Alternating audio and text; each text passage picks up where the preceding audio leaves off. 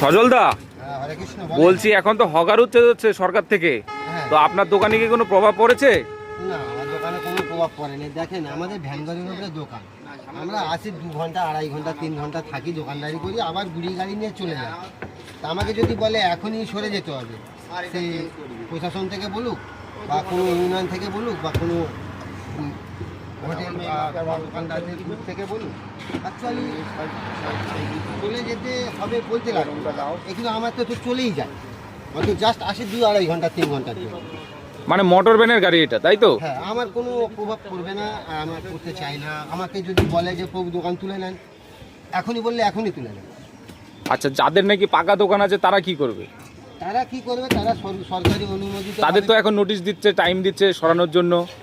হ্যাঁ, তাদের এখন পজিশন হবে যে যতটা পিডব্লিউ প্রসেস তাদের আন্ডারে মানে সরকারি নিয়ম মেনে। সরকারি নিয়ম মেনে পিডব্লিউ প্রসেসের মধ্যে যতটা তাদের দোকানে এখতিয়ার করবে, যে স্বাভাবিক সব জায়গায় হচ্ছে দেখছে।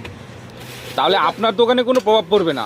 কি পড়বে? আর যখন তো ভাঙাভাঙি হবে তখন হয়তো আমি থাকবো না, আমার গাড়ি নিয়ে আমি বাড়িতে চলে যাবো। বাহ, আপনার এই মোটর ভ্যানের গাড়ি, তাই তো? হ্যাঁ, আমি তো গাড়ি নিয়ে বাড়ি চলে যাবো।